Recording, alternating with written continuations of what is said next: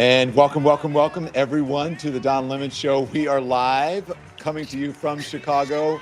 There you see the President of the United States up on your screen now. He is about to speak at any moment. People in the arena, I don't know if you can hear, it's right outside of us. They are screaming, Joe, Joe, Joe. I'm sure you guys can hear the folks who are there on the floor. But anyway, the President of the United States out now and introduced by Ashley Biden just moments ago. It has been, I can't tell you how amazing it has been to be here, to be sitting in this room. There you see Kamala Harris, the Vice President of the United States, there up on your screen. We have a lot of folks that we're going to get to in just a minute, but I just want you guys to sort of take all of this in. When you look at all of the excitement here, everything that is been going on all day, we have been all over this arena. If you haven't seen our social media, you should check it out. So welcome to a very special edition of the Don Lemon Show. The Democratic National Convention has begun. It has begun in full. And I was telling some of the folks out there, I've never seen this much energy at the convention. It is here in Chicago, and we are going to have live coverage for you all week. So over the next 4 days, Democrats are going to make their pitches to voters all across this country. We have a lot to talk to you about. Whitney Tilson is here, a prominent American investor, author, philanthropist, also the advisory board of Pershing Square, and is the editor of Stansberry Research. Also, Ravi Gupta is here, the host of the Majority 54 and Lost Debate podcast. Also held a host of roles as Barack Obama's first campaign and first term, including an assistant to David Axelrod. So we have got a whole host of people here and a whole host of things to discuss with you. So you guys doing okay before we hear the president?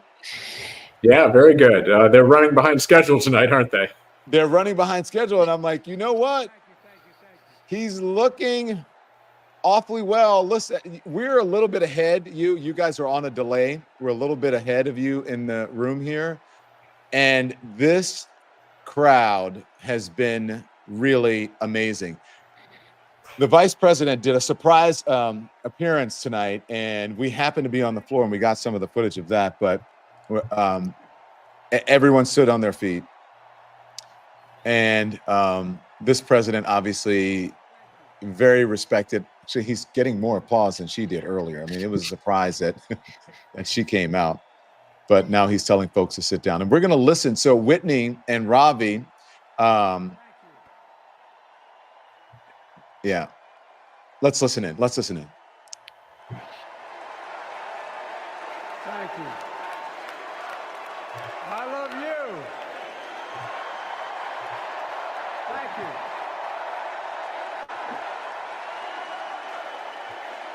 Thank you, thank you, thank you. They're screaming, "We love Joe" in the arena. There's Nancy Pelosi. That was his daughter, he's saying. Thank you. Thank you, Joe.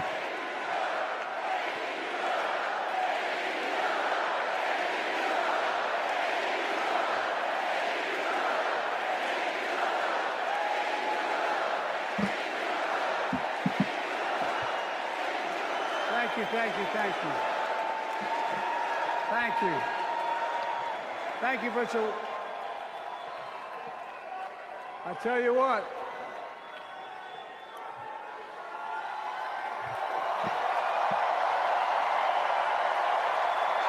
Wow.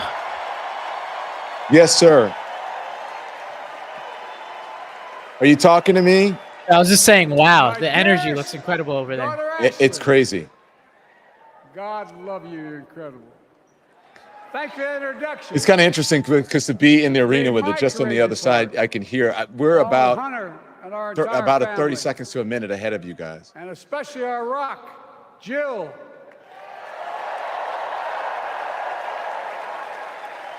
Who, as those of you who know us, she still leaves me both breathless and speechless. Everybody knows her. I love her more than she loves me.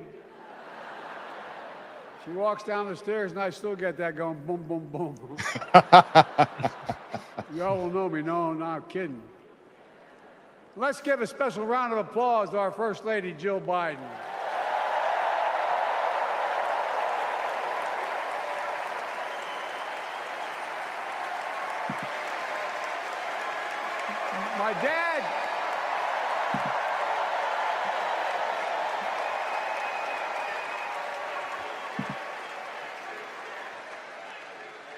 My dad used to have an expression, for real. He'd say, Joey, family is the beginning, the middle, and the end. And I love you all. We love Joe. Folks, the crowd is screaming here at the arena. We love Joe. And America, I love you.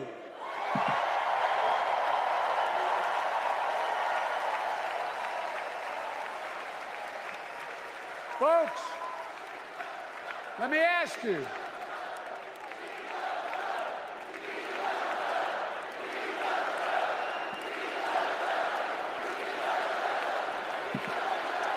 And now he's saying we should love Kamala Harris. That's going to come up in a minute.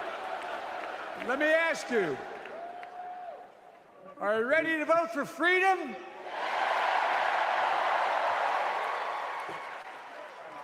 Are you ready to vote for democracy and for America?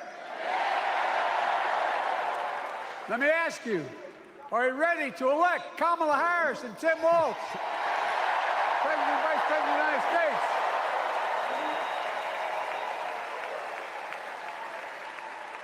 My fellow Democrats, my fellow Americans, nearly 4 years ago, in winter, on the steps of the Capitol, on a cold January day, I raised my right hand and I swore an oath to you and to God to preserve, protect, and defend the Constitution and to faithfully execute the office of the President of the United States.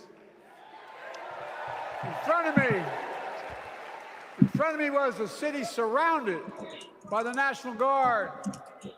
Behind me, a Capitol just 2 weeks before had been overrun by a violent mob.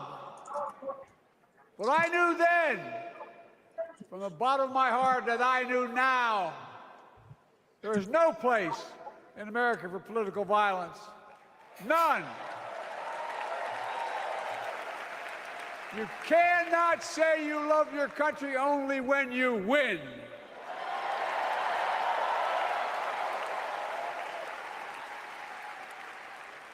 In that moment, I wasn't looking to the past. I was looking to the future. I spoke of the work at hand, the moment we had to meet. He's going to talk about the pandemic here. I told you then, a winter of peril and possibility. Of peril and possibility. We're in the grip of a once-in-a-century pandemic, historic joblessness, a call for racial justice long overdue, clear and present threats to our very democracy. Thank you. Ravi, just quickly, I mean, he looks more into it than I've seen him in recent times, no? Yeah, I was going to say, like, you know, and it's late for him. It's late for all of us. And he sounds about as good as I've heard him. It sounds a lot like his State of the Union address that he gave earlier this year when he was at his best of, you know, basically during his presidency. Yeah. And much stronger than the scripted speech he gave a few days after he announced his resignation, where it's almost like a hostage video. He's got real energy here. Yeah. I agree with Angela Porter in the comments. Joe looks great. On this August night to report that the and has prevailed. It is late. They were running behind. They thought he wouldn't come out until almost midnight Eastern time, but they got it moving along a little bit.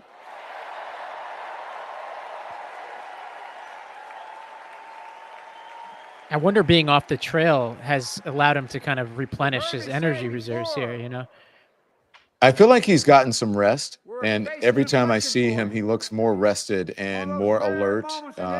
if you will, than I had seen him before. Do you think it's Whitney absence makes the heart grow fonder?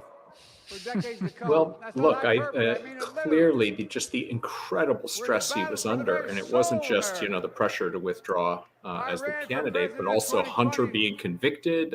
He was just getting hit with body blows every day, and that's going to wear anyone down, especially at his age.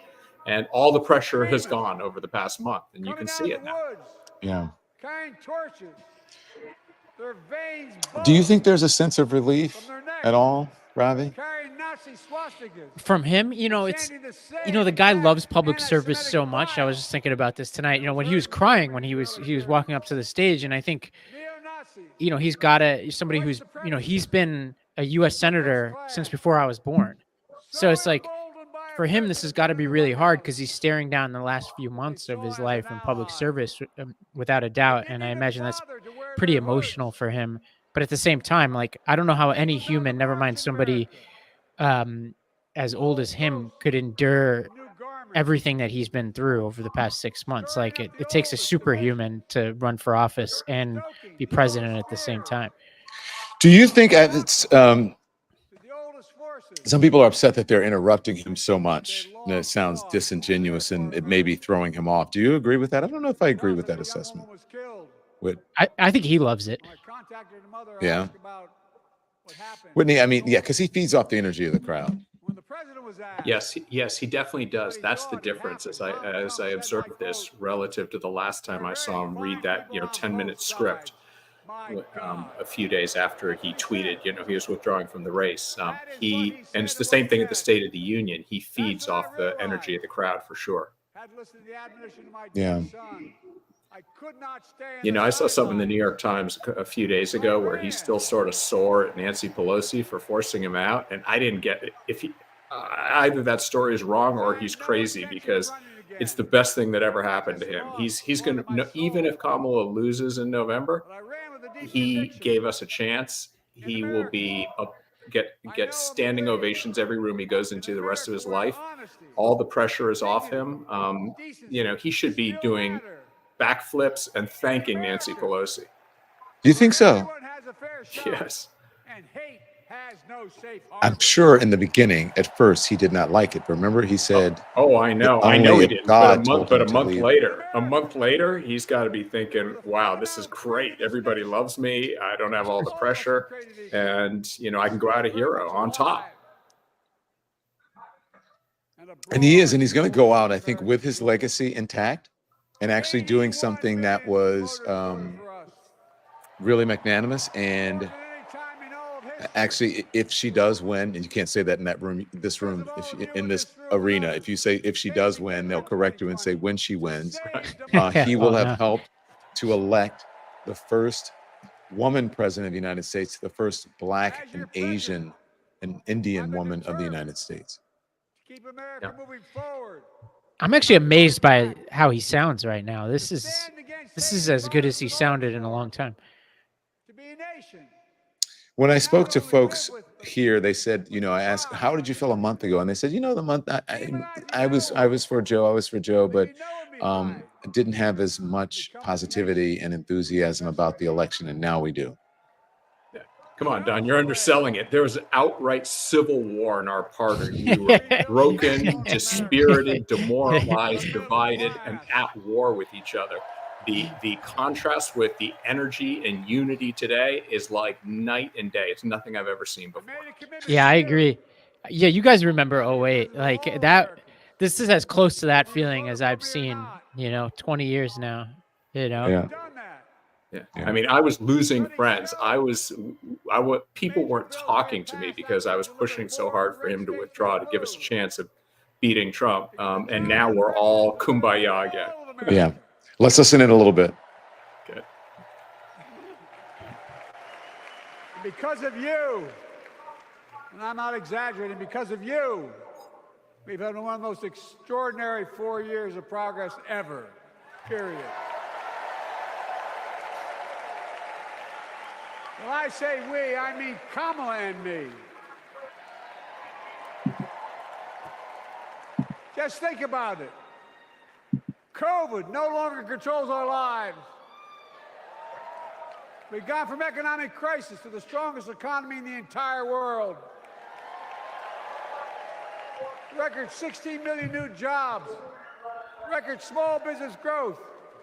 Record high stock market. Record high 401ks. Wages up and inflation down, way down, and continuing to go down.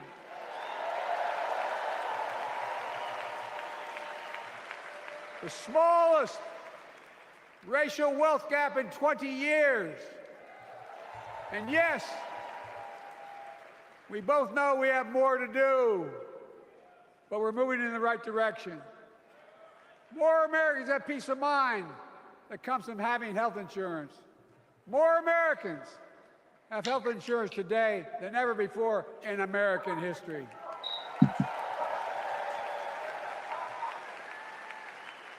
And after, as a young senator beginning to fight, I think I went away for a minute there, did I? To give Medicare the power to negotiate lower prescription drug prices, we finally beat Big Pharma.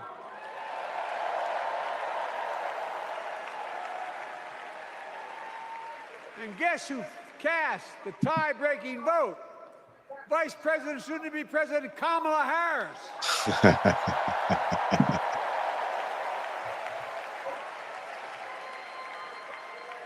And now it's the law of the land. Instead of paying $400 a month for insulin, seniors with diabetes will pay $35 a month. The law we passed already includes, starting in January, every senior's total prescription cost can be capped at $2,000 no matter how expensive the drugs they have.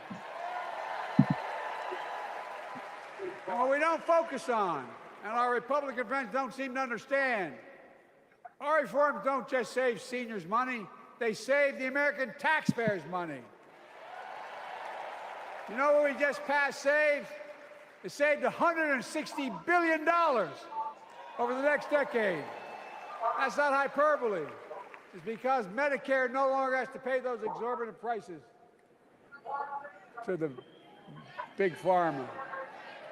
But look, oh, thank you, Kamala, too. Look. You know, every time I see them go to her in the crowd, it's just amazing to see how quickly things can change, how fortunes can change, especially in politics, literally overnight. Donald Trump. Yes. Promised infrastructure week. Every week for 4 years. I mean, I knew we'd have a better chance if we swapped candidates, but what's happened in the past month has exceeded my most fervent hopes. But now, because of Kamala, I wonder if the former president will claim that this is an AI crowd as well. The AI is getting better and better now. Yes. I wonder if he will break his record set yesterday of 22 truths, I guess is what you call tweets over on Truth Social, in 1 hour. 22 in an hour. Oh my gosh. We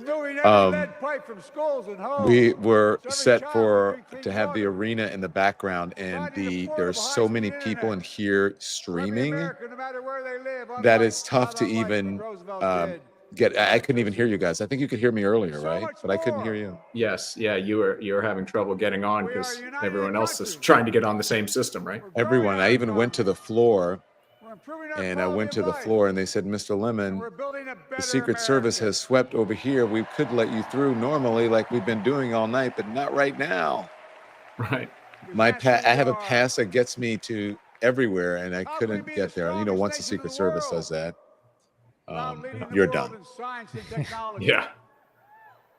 Yeah. After years. Yeah, the Secret Service are the people who have a much harder job these days, right? Yeah. I have been to many conventions, and this one is the most secure I think that I've ever been to, although there was a breach today. But just getting through, there's so many layers. It's unbelievable. They said that was why it's delayed today, is that the security was holding things up. Yeah. Yeah. The crowd is going a little, getting a little excited. Let's listen in. Jobs in the so-called fabs, the buildings that make the chips, that's being constructed now. And guess what? The average salary in those fabs, size of a football field, will be over $100,000 a year, and you don't need a college degree.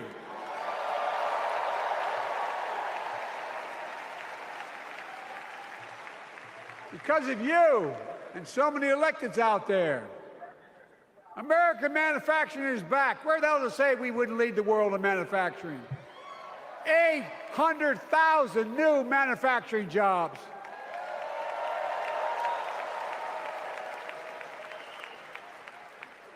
Our Republican friends and others made sure they'd go abroad to get the cheapest labor. We used to import products and export jobs. Now we export American products and create American jobs right here in America, where jobs belong. With every new job, with every new factory. He's going to talk about the unions in a second. Being brought back to communities throughout the country that were left behind. You know you're from them, many of you.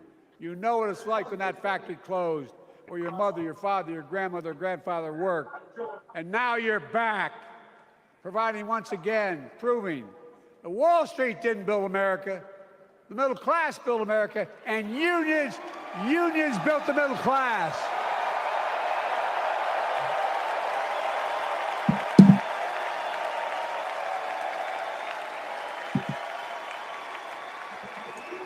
It's been my view since I came to the Senate. And that's why I'm proud to have been the first president to walk a picket line. You know, we went through Pennsylvania, the most pro-union president in and history, people talk and I about accept it. there, especially Joe Biden, President Biden, very fondly. And on the way back, I think we're going to pass through Scranton, but I don't know if you guys have been able We to all do well. see our tour across America, so to speak, halfway at least. And it's been interesting. We'll talk about some of that after we listen to the president. You got it. Have He's you been good out with there the on crowd. road? I'm sorry? Have you been out there on the road with Biden and now Kamala? We have been out there. We've been out here on the road ourselves. Look, And as a matter of fact, I just got a chance to toss a question or two at the we couldn't get anything done. Governor Walz tonight. With your support, He walked through the crowd, and I we just, passed you the know, most sort of significant ran up climate and asked law him in stuff. the history of But mankind. not with them, but we were sort of in the same areas where they were in Pennsylvania. They were in Pennsylvania when we were in Pennsylvania, and so on. So, Cutting yeah. carbon emissions But we haven't been on the road with them. Perhaps after we will. But we'll talk after. Let's listen.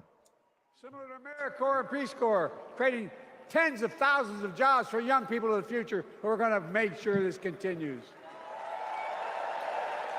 Creating hundreds of thousands of jobs in clean energy for American workers, including the IBW installing 500,000 charging stations. He's really high on unions and workers tonight. Smart. And in the process, Yeah. Trump set him reducing up last carbon week with emissions. Musk. and we're seeing it. We're seeing to it that the first beneficiaries of environmental initiatives are those fence-line communities that have been smothered by the legacy of pollution. Louisiana and Delaware, Route 9, all the factories, all those chemical factories are right next to the poorest neighborhoods. They're the ones we're going to bring back. Wow.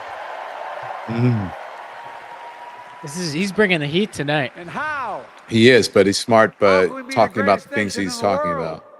about. About the best education system in the world. Donald Trump and the Republican friends, they not only can't think, they can't read very well. Seriously, think about it. Look at their Project 2025. They want to do away with the Department of Education. Well, during the pandemic, Kamala and I helped states and cities get back their schools back open. And we gave public school teachers a raise.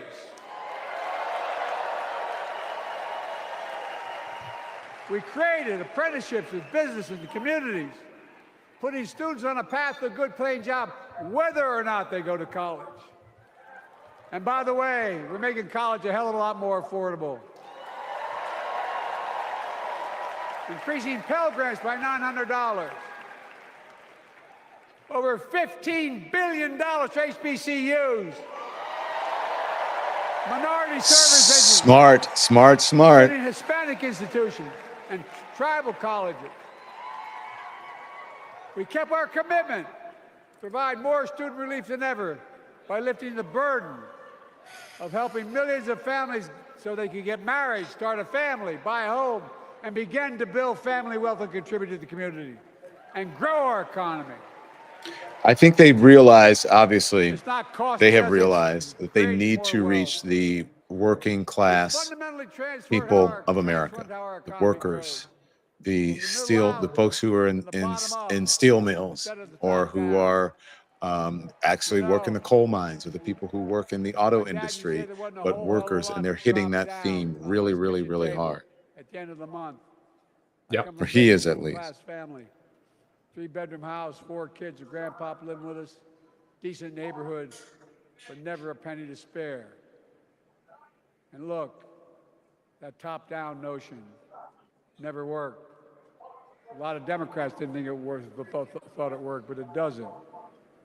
And when we did all that, what we've done, everybody can do well. Everybody.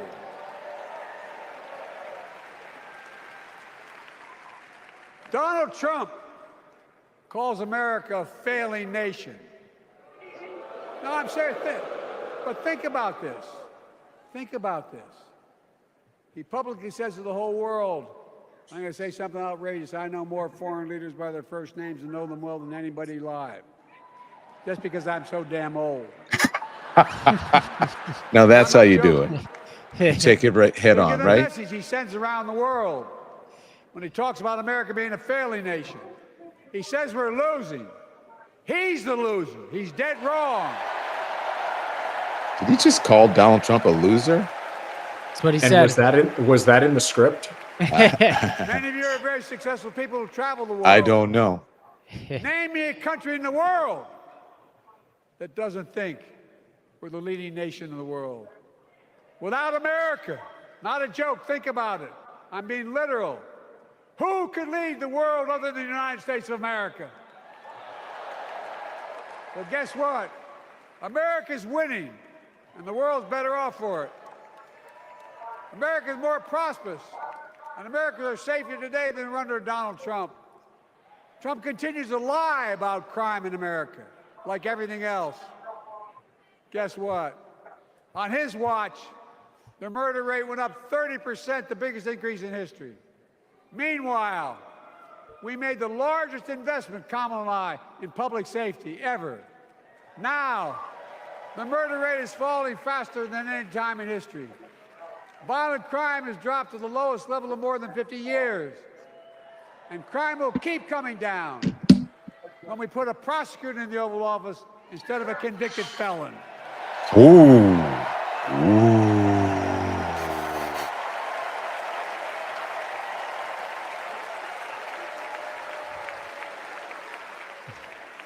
And folks, the distinguished senator from the C Senate from California and I passed the first ban on assault weapons. And guess what? It worked. If we care about public safety, we need to prevent gun violence. And what makes me ashamed when I travel the world, which I do, more children in America are killed by a gunshot than any other cause in the United States. More die from a bullet than cancer, accidents, or anything else in the United States of America. My God. That's why Kamala and I are proud. We beat the NRA when we passed the first major bipartisan gun safety law in 30 years.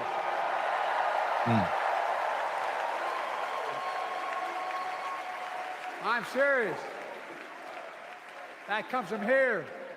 And now it's time to ban assault weapons again. And demand universal background checks.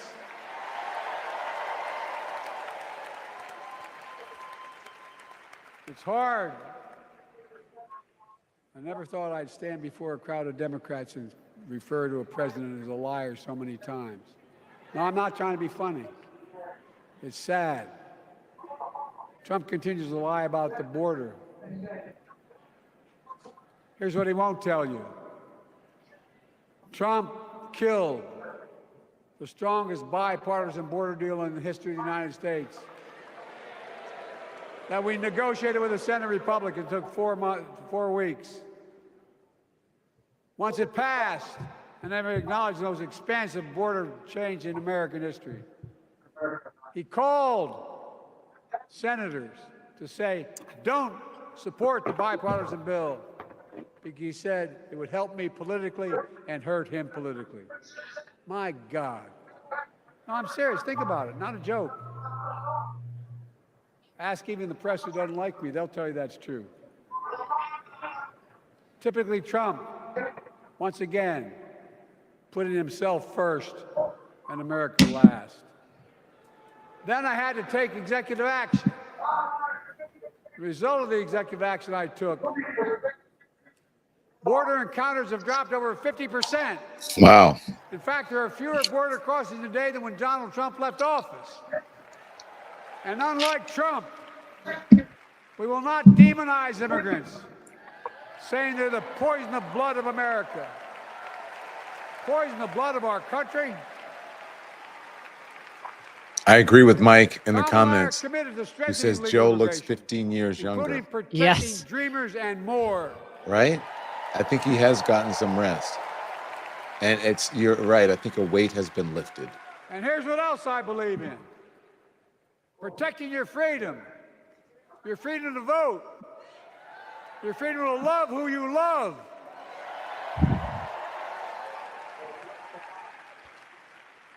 And your freedom to choose.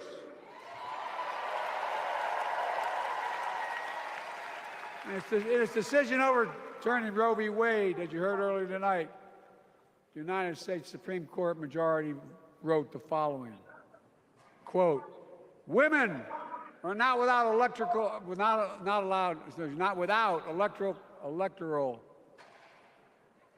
or political power. No kidding. MAGA Republicans found out the power of women in 2022. And Donald Trump is going to find out the power of women in 2024. Watch.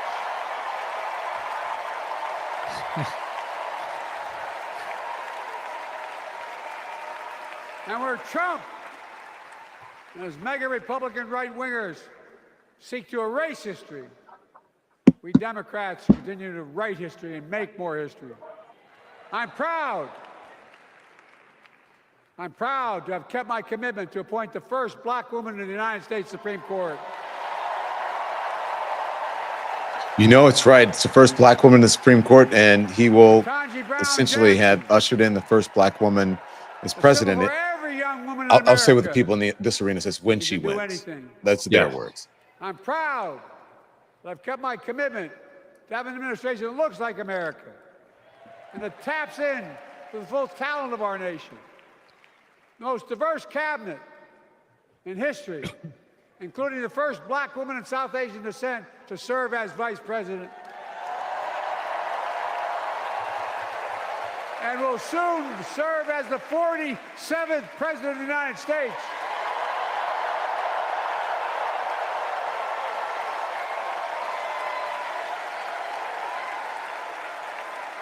She is good.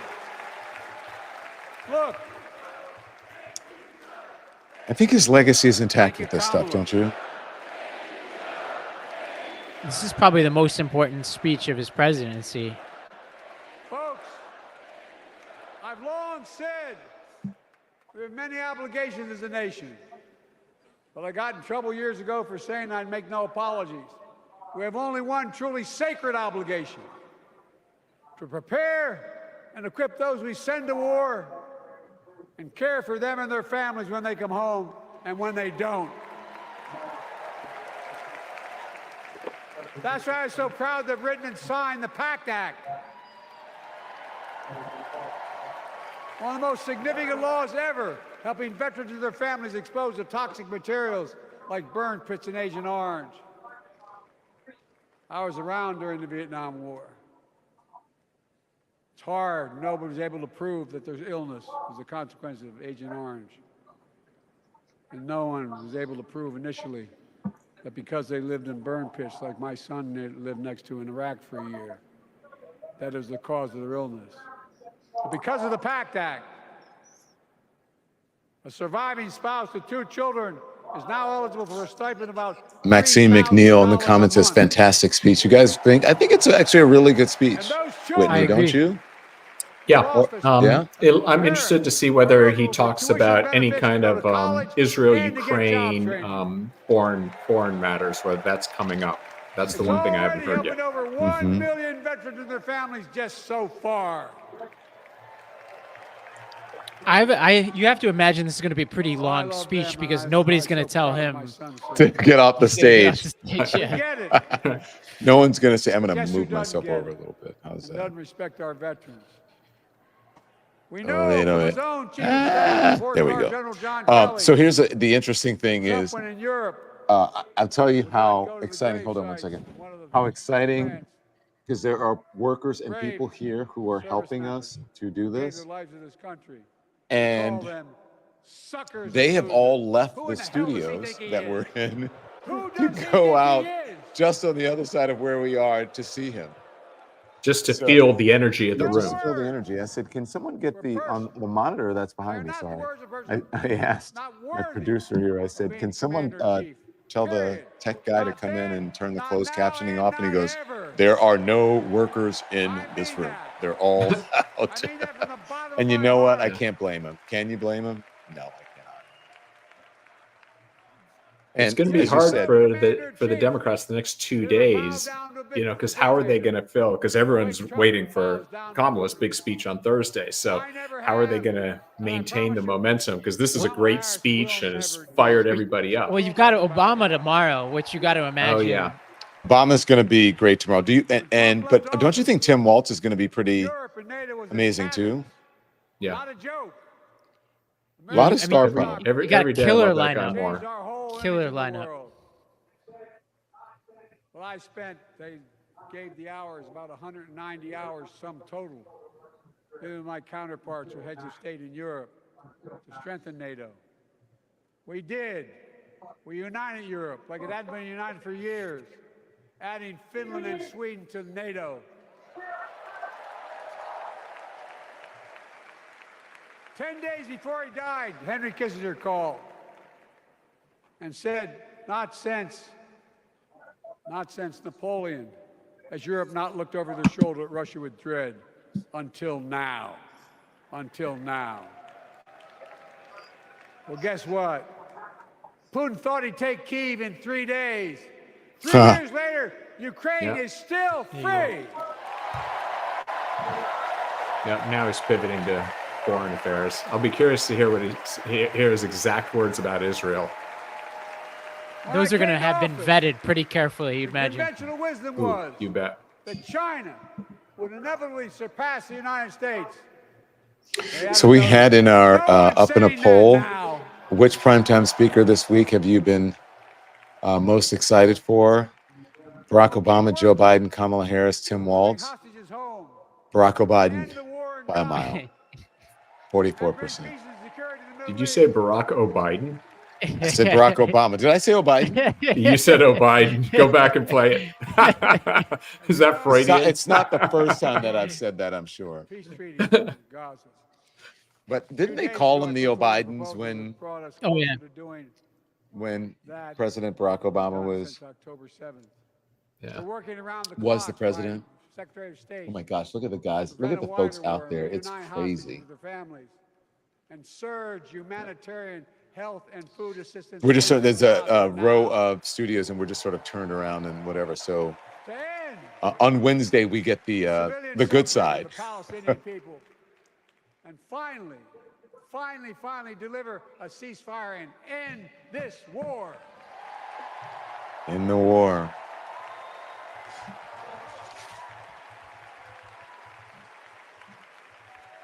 How much do these conventions matter, you think, Whitney? You know, Nate Silver just wrote about it, and he said, you know, historically he models that there's a 3 to 4 point post-convention bounce, but that dissipates historically back to sort of trend line over the next 3 weeks or so. So he says, you know, we should expect a Kamala bounce coming out of this. But if it's only 2 points, actually, that's underperformance. If it's 6 points, that's outperformance. You know, 4 points is sort of what he's modeling. And then again, you'll have to see whether she can hold it and maintain that, because historically it fades. Yeah, you imagine, you know, Kamala stole Trump's bounce, like with the Biden announcement. Yes. Trump didn't really have a chance to live in that bounce. To serve as your president.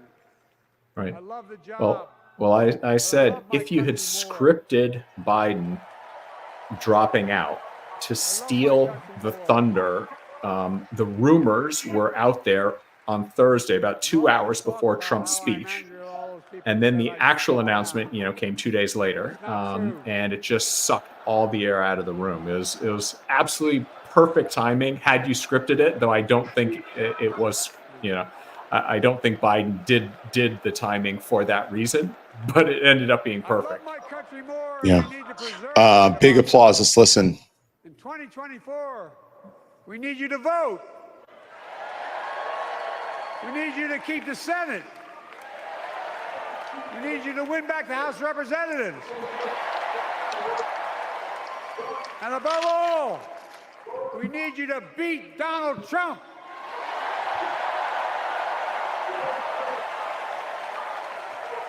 And elect Kamala and Tim President and Vice President of the United States of America. Look, they'll continue to lead America forward, creating more jobs, standing up for workers, growing the economy, lower the cost to American families so they just have a little more breathing room. We've made incredible progress, but we have more work to do.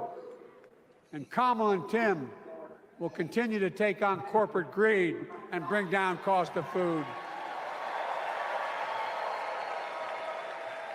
They'll keep taking on Big Pharma, making insulin $35 a month, not just for seniors, but for everyone in America. And capping prescription drug costs at a total of $2,000, not just for seniors, but for everyone. And folks, that's going to save America again tens of billions of dollars. Folks, they'll make housing more affordable, building 3 million new homes, providing $25,000 down payment assistance for the first-time home buyer, more than the 10 we approved. Donald Trump wants a new tax on imported goods, food, gas, clothing, and more. You know what that will cost the average family, according to the experts? $3,900 a year in a tax.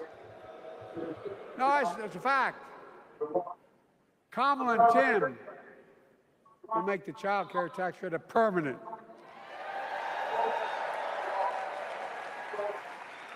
Lifting millions of children out of poverty and helping millions of families get ahead.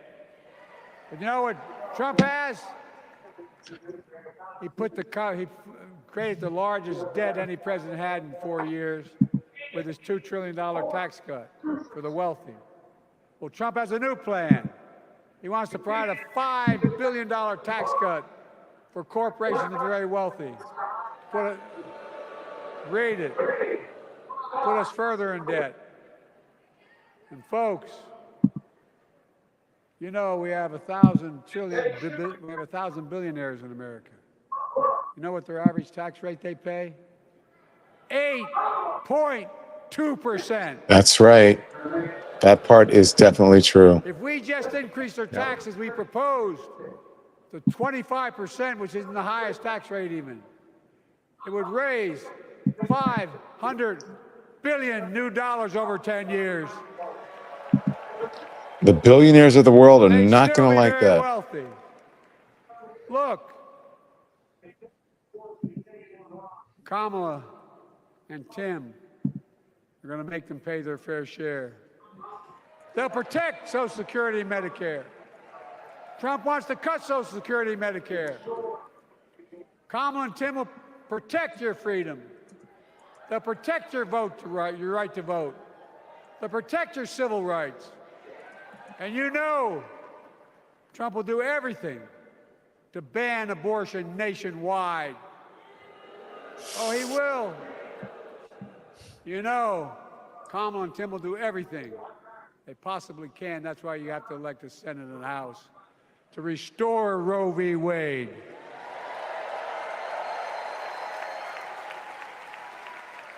How long has he been going now? What did he come on about? The ancient 45 Greeks taught minutes. us 25, 30 after? the character is It's definitely a long destiny. speech. Yeah. Character is destiny. For me and Jill, we know Kamala and Doug are people of character. It's been our honor to serve alongside them. And we know that Tim and Gwen Waltz are also people of great character. Selecting Kamala was the very first decision I made when I became our nominee. And it was the best decision I made my whole career. Wow. We've not only gotten to know each other, we've become close friends.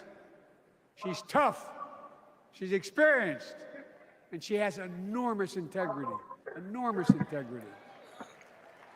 Her story represents the best American story. And like many of our best presidents, she was also vice president.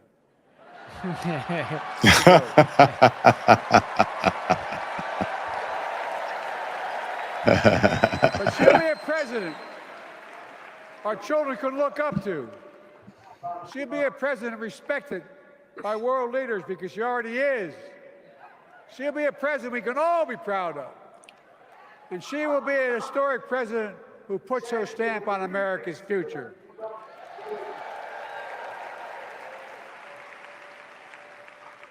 This will be the first presidential election since January 6th. On that day, we almost lost everything about who we are as a country. And that threat, this is not hyperbole, that threat is still very much alive. Donald Trump says he will refuse to accept the election result if he loses again. Think about that. He means it. Think about that. He's promising a bloodbath if he loses, in his words. And that he'll be a dictator on day one, in his own words. By the way, this sucker means it. No, I'm not joking. Think about it. Anybody else said that in the past, you'd think he was crazy. He is crazy, but you'd think it was an exaggeration, but he means it. We can't let that happen. Folks, all of us carry a special obligation. Independents, Republicans, Democrats. We saved democracy in 2020, and now we must save it again in 2024.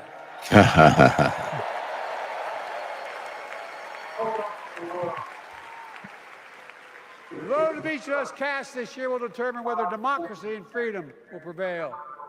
It's that simple. It's that serious. And the power is literally in your hands. History is in your hands. Not hyperbole. It's in your hands. America's future is in your hands. Let me close with this.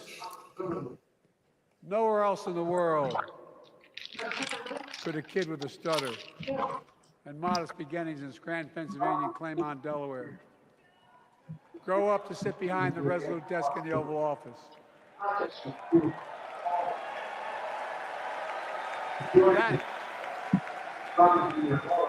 That's because America is and always has been I feel like he's winding a down. nation of possibilities. Possibilities. We must never lose that. Never. Kamala and Tim understand that this nation must continue to be a place of possibilities, not just for the few of us, but for all of us. But join me in promising your whole heart to this effort, and where my heart will be. I promise I'll be the best volunteer Harris and Waltz has Cam have ever seen.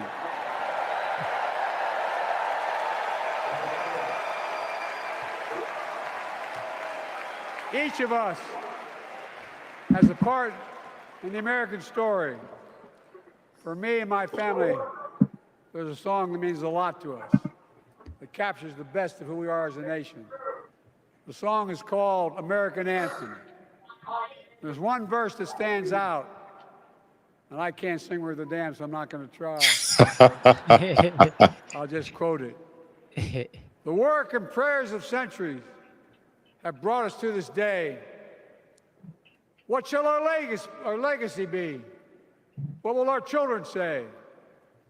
Let me know in my heart, when my days are through, America, America, I gave my best to you.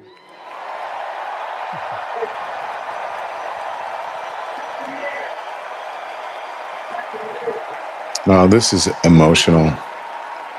This is probably his last big speech, except for when he's done. Do you know what I'm saying?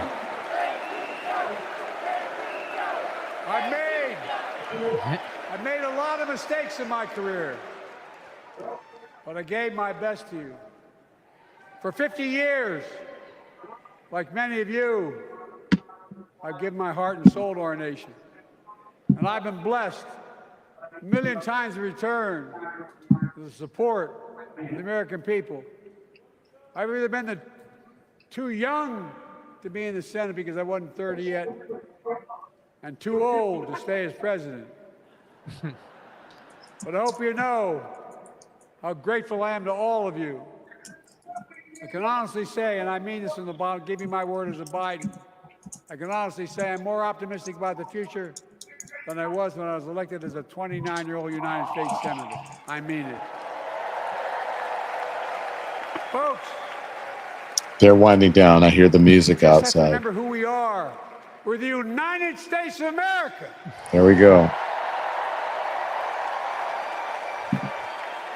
And there's nothing we cannot do when we do it together. God bless you all, and may God protect our troops.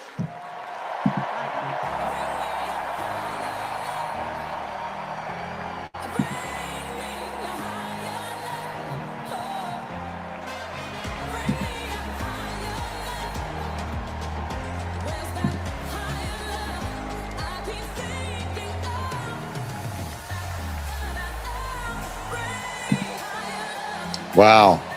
They are going nuts inside the. Yeah, Don, what does it sound like over there? Are the walls vibrating?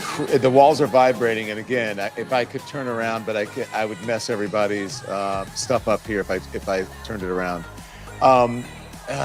You know, I've been all over this arena tonight. Again, if you just look on our social media, on the floor when the vice president came out earlier tonight, I was on the floor just before he came out. I had to run on this side to get up, and it's amazing. And then you see now the vice president meeting him on stage. This was an emotional moment. Honestly, you know, Whitney and Ravi, I can't imagine this being better scripted. It was scripted to perfection. It worked out perfectly. Look at how Doug Imhoff, the second gentleman of the United States, is looking at Joe with admiration. And there's the entire family, considering everything as well that's going on with Hunter. There he is. Joe Biden is a proud father, and he understands that his son has issues. I mean, what, you know, all kids do. His are, you know, a little bit elevated, especially when you're the, you know, the president's son. But I don't imagine, and look at the diversity on that stage. You have a black woman who, you know, is the vice president of the United States, and then who could be the president of the United States one day. You know, and you've got her husband is a Jewish man, and It's just fantastic to watch. It's what America looks like. I don't know what you guys think. I don't think they could have scripted this any better. The handoff, so to speak, from Kamala Harris, from Joe Biden to Kamala Harris, the way he has elevated her and allowed her to essentially, and I'm being honest, be or look like she is the president of the United States. Obviously, he's making the decisions behind the scenes, but she has been the one that's in the spotlight. But I mean, look, what do you guys think?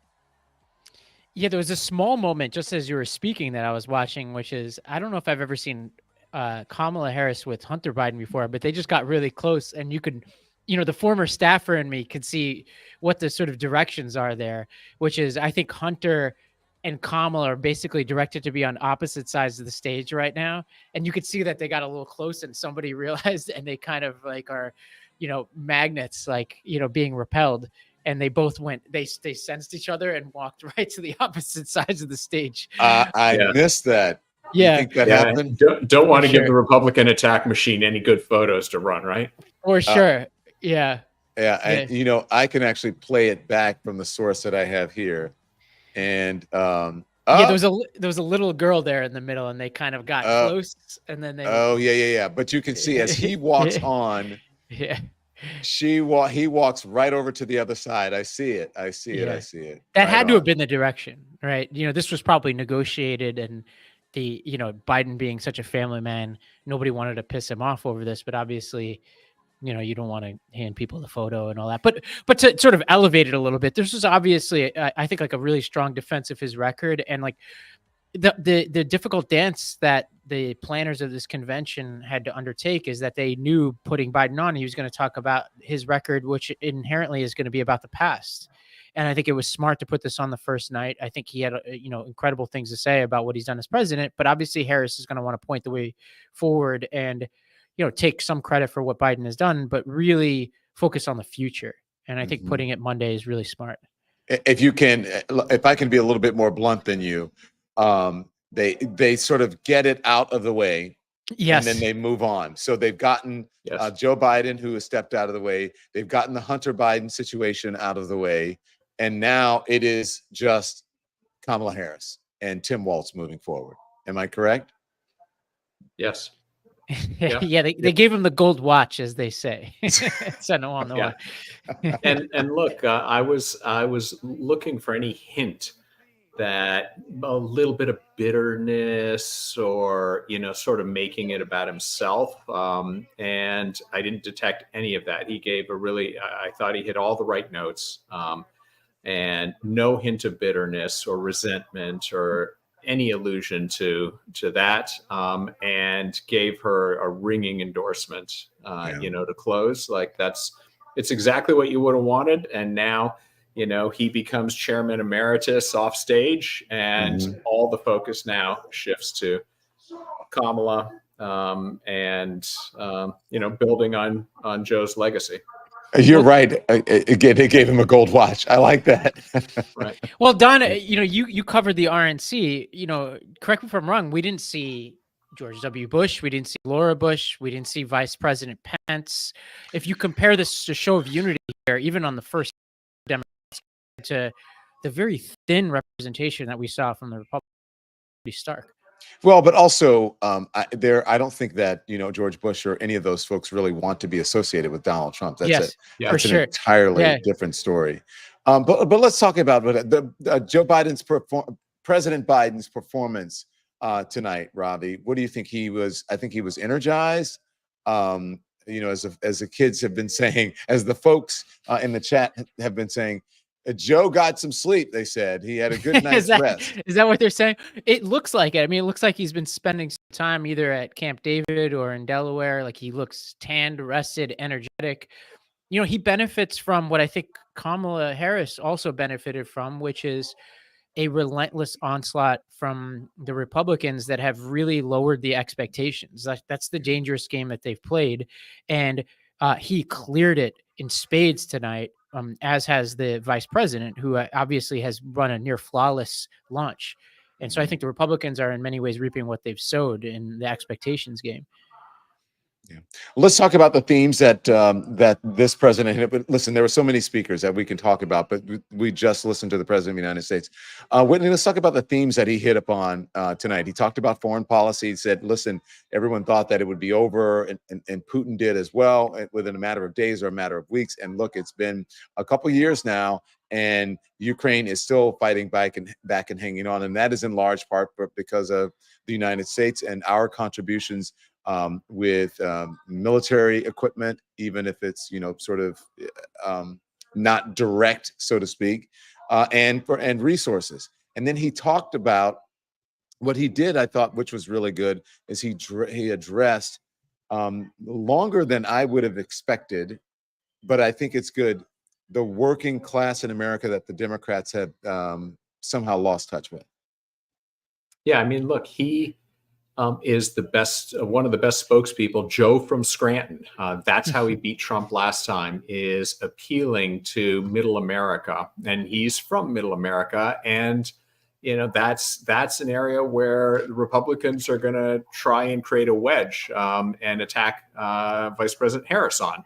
That she's from California, the liberal state of California, and that's where she spent her life and career and all.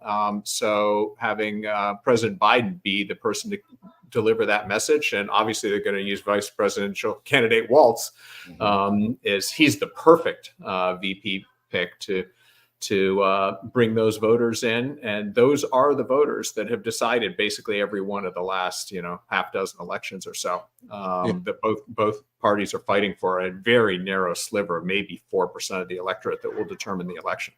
Ravi Gupta and Whitney Tilson are joining me to talk. We're doing some post-analysis now. I think Boricua Girl brings up a very good point, Ravi. She says in the chat, no talk about dead birds and windmills. There was no triviality in the speech, or electrocuting sharks and whatever other nonsense he rambles about. Well, because he has a lot to talk about in his presidency. Like, that's the thing. Like, I like Whitney was fairly critical of Biden staying in the race, but at the same time, I've been anything but critical of his performance as president. I think he's accomplished more even than what we did in the first term of the Obama administration. I think even veterans of the Obama administration, almost to a person, will admit that. He's accomplished a ton. And I think, like, getting out of the race allowed him to, yes, as the kids are saying, get some rest, get some sleep, and then wake up and be like, hey, I've got the energy and the wherewithal now to finish the job and actually talk about this record in a lucid, clear way. And I think for people watching, it's refreshing to see their president up for the task and able to tout this record that is actually hard to talk about because there's actually a lot there. And there's no central theme to his presidency. He's really touched on so many different areas. And I think he thread the needle pretty well tonight. Is there anything, Whitney, you thought that he could have done better, or that was, exceptional? I did, as I watched it, I was like, this is perfect for a guy getting the Golden Watch. And I sort of was breathing a sigh of relief, honestly, in the background, that, wow, I'm glad he dropped out a month ago, because if this were the speech of the candidate for president, that I still saw a sort of an old man there. You compare him to 4 years ago when he was debating Trump, for example. And, old age has caught up with him for sure. So I was breathing a sigh of relief, but he did a great job. He still can bring it with the energy of a crowd off a teleprompter. So I do feel, and by the way, I mean, he's still got his finger on the nuclear button as the most powerful man in the world for the next 6 months or so. And my concerns about him being able to serve out his term have largely dissipated. So everything was good. The challenge now for candidate Harris is Biden, as of a month ago, was the most unpopular incumbent going into the election, probably in history, about 20 points underwater approval versus disapproval. Since he stepped aside, he's now, quote, only 10 points underwater, about where Trump is, by the way. And so he's still not real popular. He's still blamed for the border crisis, et cetera. And I thought he gave good remarks on that, pointing out that Trump is the reason we haven't fixed the border problem. So she's going to have to walk a delicate line, both for the next 3 days and especially in her speech on Thursday, but then for the rest of the campaign, about how to embrace the good and capture what I agree with Ravi was a very consequential and really great presidency, but also distance herself from an unpopular president. How do you think Democrats are feeling tonight? And you know, I've been sort of cautioning a lot of people not to be overconfident because you know I've been on the road and not necessarily hearing exactly what the polling is saying. And again, mine is unscientific. I know that, but it's just speaking to Americans, just walking up and saying, "Hey, can I interview you? Can I ask you a question?" And there's a lot of Trump support out there in the battleground states that I've gone to. Well, Don, I want to hear a lot because I know you've posted about this. Like you've talked to even groups that Democrats should be overperforming, and still finding pockets of folks who are really unsatisfied with the presidency. But I think like when it comes to where we've been and where we are today, obviously the level of enthusiasm is as high as it's been in a long, long time. I think the risk of tonight, given that the program was going overtime, was that if Biden underperformed tonight, people who are loyal to Biden would have blamed the Harris camp. And I think the tinfoil hats would have come out, but from people saying that this was deliberate, that they let it run late so that they pushed him out of prime time. You were starting to see that narrative bubble up. I think given the fact that the president performed so well, you're not going to hear a lot about that, because he seemed like, grateful for the experience. He seemed so positive. He performed really well. So I think the conspiracies will be put to rest, and I think the enthusiasm continues. And I think if you look at the slate for the rest of the week, knock on wood, you've got some of the heaviest of heavy hitters coming up over the next few days. And so I'm pretty optimistic that this will be a pretty strong convention. A pretty strong convention. You think she'll get a good bounce coming out of it? Yeah, but I think, Whitney, you were saying that, historically the bounce isn't durable. There are exceptions, I think like 88, where they savaged Dukakis at that convention. And I think that was like the birth of modern campaigns as we know it. And, George W. Bush, I think, did a pretty effective job mimicking that when they savaged Kerry. I think in both of those cases, the damage was pretty durable. This is an exceptional situation, though, because I think Harris is less defined than anybody in recent memory. So I think if they do a really good job of coloring in the perceptions for the American public, I think some of that either like bounce could be durable, or just the support you've seen move to Harris over the past few weeks could be more solidified and permanent coming out of this convention. Coloring in what? What do they need to color in? I think for a lot of people, like the bio of Harris, like even as somebody like me, I've been in political work since I was in undergrad. I learned something every day about Harris, and like a good example was the reporting that Shane did at the New York Times over the weekend of like how Harris survived a narrow race for the Attorney General's race, and like just little things that we all took for granted for Obama, for example, or Biden, because they both had long primaries. And in the case of Biden, had been in our life for a long time. I think these things, as they're dropping them piece by piece each night. So I think as people learned, oh, this is what her parents were like.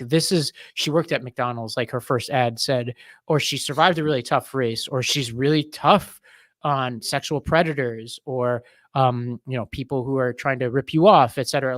And just even hearing from her. I think once you get there, like you get to that point of the convention, I think that's going to really help her and keep people in her camp who've moved towards her, which is as important as building that bounce. My first job was at McDonald's. Well, people like that. It's such a contrast. I know there are certain strategists who said that that's a little too cute or whatever, but I actually think it's a tangible part of her bio that separates her from Trump, who you can't imagine doing a job like that. But most Americans have had jobs like that. I wanted a car, and because I had my parents' car. They let me drive it. I drove it. It was a freshman in high school. And when I turned 15 that March in 1981, I got my driver's license and never looked back on that school bus. But I wanted my own car. And so I went to work at McDonald's, and I was 15 years old, but you had to be 16. And I applied, and somehow they overlooked it. And then, I worked there for a couple months, and then they said, "How old are you?" I don't know who came in. I don't know who did a, did you earn enough to buy that car? I did. the car was, it was a $1,500 for a 1972 red Volkswagen Beetle. And Oh I my bought God. that car. Well, Don, Yeah. you've been out there and you've heard from people who are dissatisfied with this administration and not only not sold on Harris, but are solidly Trump, including among key Democratic constituencies. Is there anything you heard today that you think could help with those constituencies? So I will tell you, for women, I think she needs to be more relatable, right? Because she is the vice president of the United States, and for at least almost 4 years now, she's sort of been, and it's her role. That's vice president's role, is to sort of be second fiddle to the president of the United States, right? So she's sort of been tucked away, so to speak. And so I think she needs to reintroduce herself to women and to be more relatable, and especially women of color, and to get them to understand that she's not there just because she's a Black woman, and that this is different somehow, and that she's not just gonna, show up in the next 4 years, go, get elected and then come back in the next 4 years, that she's actually going to do something for that constituency. As it relates to Black men, I think that I think what she's going to have to do on night one, when she gives that speech on Thursday, I think she's going to have to explain to Black men and some Black women and others that Donald Trump did not give them a check. Because what they're saying, Donald Trump gave me a check. Donald Trump tried to help my economic situation by giving me a stimulus check or stimulus checks. And she's going to have to get them to understand that that came from a Democratic Congress led by Nancy Pelosi and not by Donald Trump. As a matter of fact, Donald Trump did not want the stimulus. And then when he figured, well, I can't really fight the stimulus, and he says, well, we're going to have to give him some money, and my name is going to have to be on that check. And then he held the check up so his signature could be on it. So I think you're going to have to understand that to people. And when I explain that to people, especially men of color, who feel like they're always the last to be heard and the last to be helped, I think once you explain that to them, they understand it. But she's also going to have to address prices, which Donald Trump is hitting hard right now about the cost. That's the only metric, one of the only metrics in the economy that they can hammer the Democrats on, and that is the cost of goods right now. By most other metrics, the economy's on fire. But as it relates to what things cost, that's where she's going to have to talk about in order to get through to some of those constituencies. You can disagree or agree or give feedback, either one of you. Well, I just, I think one of the other critical decisions she needs to make is basically, since she's become the candidate a month ago, she has, I'd say 99% of the words that have come out of her mouth in public have been off a teleprompter, have been scripted. Mm-hmm. And that's been really smart. It's just been, she's just been hitting the right messages, et cetera. It's been a beautiful rollout, but, she's starting to get some pushback about, okay, give us some concrete policy proposals, et cetera. And she did last week on some economic stuff. She talked about, ending price gouging in among groceries, for example, like you said, Don, addressing the fact that that's what Americans feel every day. They go to the supermarket and prices are 25% higher than they were 4 years ago. There's no price gouging going on among groceries. It was sort of a throwaway line, but I can't tell you, my email box exploded with people saying, you see, I told you, she's a communist. She's going to put in price controls. And it wasn't price controls. In fact, 37 states already have laws against price gouging. So it's sort of a throwaway political line, but it's like, I'm not sure it helped her to put out a 4-page, more detailed proposal, because it just gave people something to shoot at, right? Yeah. So it's sort of an interesting political decision about, do you just sort of keep things high level, great story, and just let Trump continue to self-immolate? Mm-hmm. Because if she puts out a lot of policy proposals, who were the two people who put out the most policy proposals in detail that I can think of in recent political history? One was Hillary Clinton, the other was Elizabeth Warren, mm-hmm. and they both got, lost. Right. So interesting question.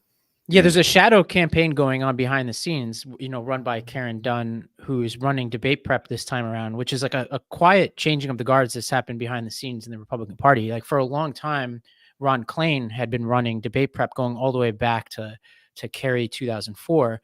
And you've got a new crew in there who've been somewhat involved. But what's interesting is their lift is way heavier than it's ever been before, because what they're doing is they're having to prepare Kamala Harris for the debate coming up, which is obviously really high stakes. But at the same time, they're using those prep sessions to prepare her for the inevitable press conferences that she's going to have to give. So they're using it as double prep.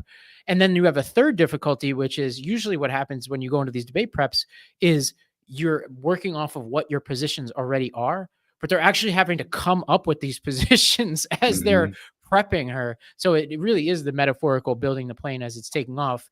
And if you read between the lines in Harris's schedule, she's done a really good job of being out there, but there are pretty large uninterrupted blocks of time in which the campaign acknowledges that she's doing tons of prep already, which I think is really smart. And I imagine once they feel like she's ready, they're going to put her out there to do these press conferences, but that she is preparing a ton behind the scenes for the inevitable moment where she has to go off script. Yeah. Listen, my friend Anthony Scaramucci, I think, made a very good point as I was listening to him on Caddy K's podcast the other day, and is that, the Republicans and the MAGA folks and Trump, they're trying to get her to trip up. So they want her to give a press conference. They want her to speak more.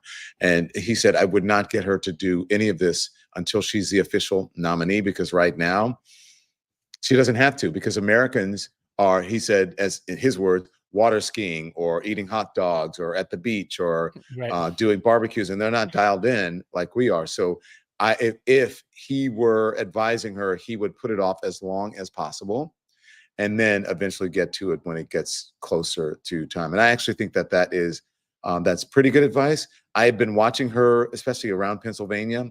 She has been doing some speaking off of the cuff, and actually I think doing a pretty good job at it. It looks like she's gotten some media training over the last couple of years or last couple of months. I'm not sure. Maybe she's just getting stronger and more confident because she is now the presumptive nominee, and it's not official, but she is until it happens on Thursday. So I think that she's gotten better and more confident. So we'll see. And she's I think, again, as if I go back to the original thing I said about her having to address those things on Thursday, this is the largest audience she's going to have alone. She's going to have a big audience for the debate, but she's sharing the stage with Donald Trump, who's going to try to steamroll her. So she needs to get it out. Yeah, I agree. And Whitney, to your point on the policy, like, it's weird because a huge segment of the voting public is so cynical that they don't take seriously what anybody says on policy. But then on the other hand, you're right. Like, the Project 2025 is a good example. Like, the more specific you are, the more you open yourself up. Obviously, their problem is beyond being specific. It's what they're specific about.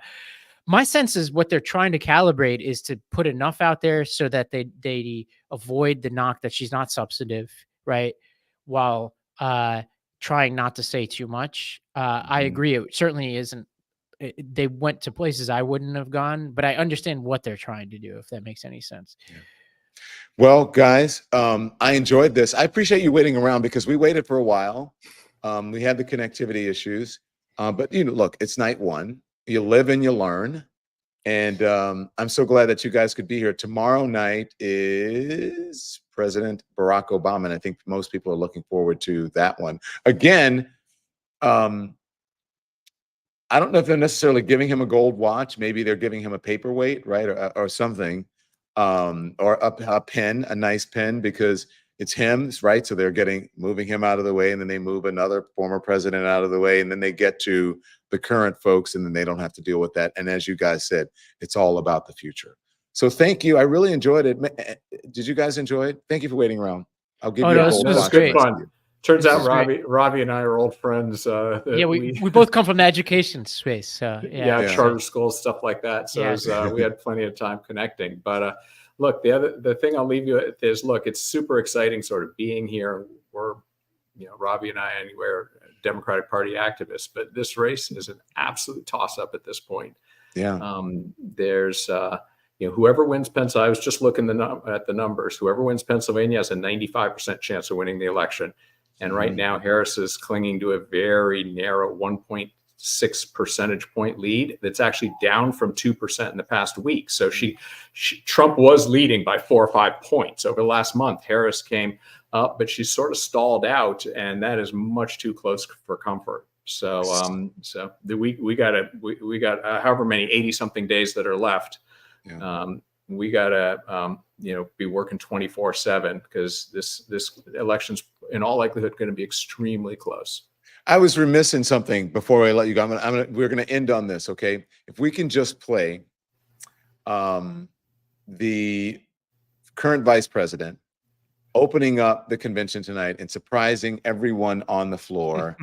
I think that's a good one to end on. So let's watch it, and then we'll end with that. Thank you for watching. When the soundbite is over, we will be gone. So stay up through the soundbite if you want, and we'll watch it, and then I'll see you guys tomorrow. So here is the Vice President of the United States opening the convention tonight. To be with everyone this evening in this hall and everyone at home. This is going to be a great week. And I want to kick us off by celebrating our incredible President Joe Biden, who will be speaking later tonight. Joe, thank you for your historic leadership, for your lifetime of service to our nation, and for all you will continue to do. We are forever grateful to you.